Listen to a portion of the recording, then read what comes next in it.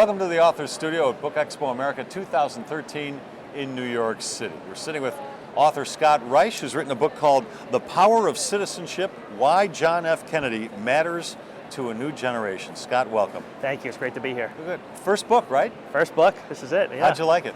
It's been a great experience. It's been a lot more than I thought it would be, but it's been exhilarating and it's been a lot of hard work, but it's been very rewarding so far, and I'm excited for the launch. What did you do before you were an author? I practice law, and I've been doing that for the last 5 years, and I'm active in a bunch of charitable organizations as well. And what motivated you to write your first book? Well, I think, this is a subject matter that means a great deal to me. I've always been inspired by President Kennedy's rhetoric, and as a kid I remember distinctly hearing, "Ask not what your country can do for you," and I felt really drived by that. I felt really inspired, and I wanted to pursue it further. So I actually started studying this subject when I was in school, and it was always a passion, and then I decided, you know what, I really have to write a book about this. And so I studied his speeches, I studied his presidency, and came up with this idea that there's really one major theme that he emphasized while he was president, and it's this idea of citizenship, the notion that we belong to a community larger than ourselves, and that we have obligations to our community and to one another.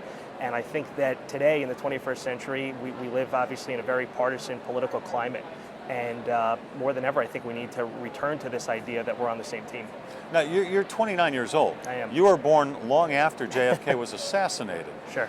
So it's quite interesting that you're inspired by him when you didn't grow up with him.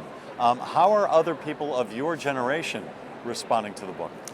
So far, it's the reception in terms of pre-orders has been strong, and people have been speaking very positively about it. I mean, the whole notion of this book is really to present a rediscovery of the Kennedy era for those of us like myself who didn't live through the period. And the idea is to really sort of, tackle some of the big issues of the day and distill their meaning for today. So it's not just really a history; it's more how do we extract meaning from important aspects of his presidency, and to explain how they have tangible importance today.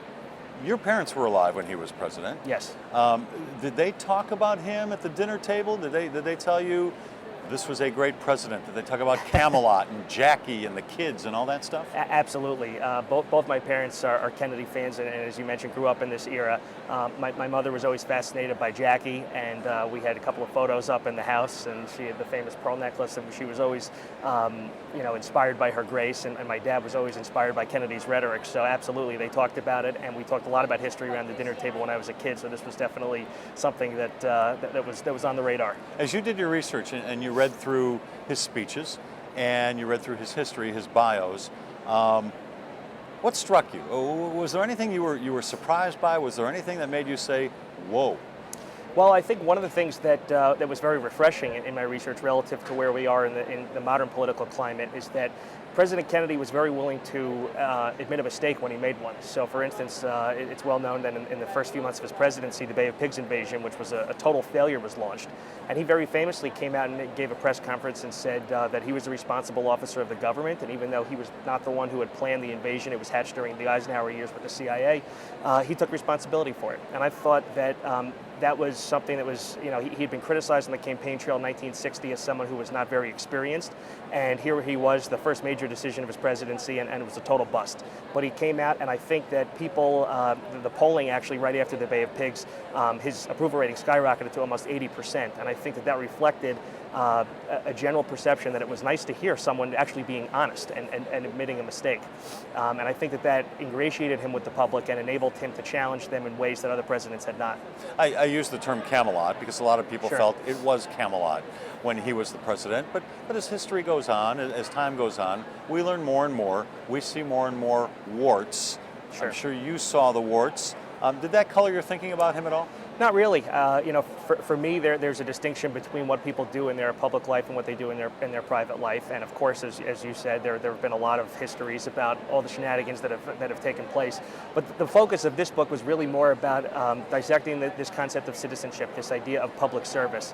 And while there are going to be shortcomings in any presidency, I think that this President Kennedy had them as well. But I think what's important is to focus on how we can use positive elements of that legacy to help shape our discourse today. Yeah, most of what's written about JFK, most of what's said about JFK, really doesn't mention a whole lot about citizenship. He mentioned it in his speeches, as you say. Is that something we've overlooked? Is that why you have been propelled to write this? I think so. Absolutely. I think that people talk about his legacy as being one of public service, but I think we don't really get into the details. And if you look beyond his famous speeches, such as the inaugural address, you see in his speeches promoting the Peace Corps and the Alliance for Progress and the space race and civil rights, there's this general core concept that really has not been emphasized in ways that I think is appropriate and which we need today, 50 years later.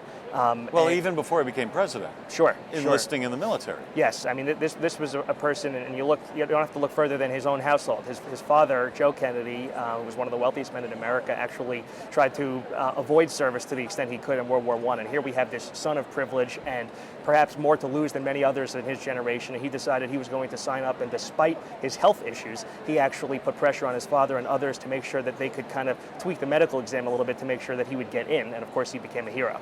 Scott, when is the book out? The book is out October 15th, about 6 weeks before the 50th anniversary of his death. And any special way you're going to launch it? Maybe in Washington, D.C., maybe in Massachusetts? Where are you going to do the big deal? Well, we'll probably have a very big launch party here in New York, which is home base for me, but I certainly plan to go to Boston and to Washington and Dallas and some of the other major cities. I think that people have an appetite for hearing not only about Kennedy's legacy, but also more important, how we can use that legacy to bring about positive change today. You got another book swirling around somewhere in there? I think I have quite a few books swirling around. What do you think the next one's one at a time? Well, I think one area. A lot of Kennedys left, you know. Yeah. you could write something about Kennedy. There's certainly been enough written, perhaps, about the Kennedys. Yeah. But I think that I'm interested in President Lincoln as well, and that there's a popular subject. There have been a lot of books course, written about but I think that. I have an idea that may be a little bit unique. But history fascinates me. It's not just about where we have been, but I think it can help direct where it is that we're going.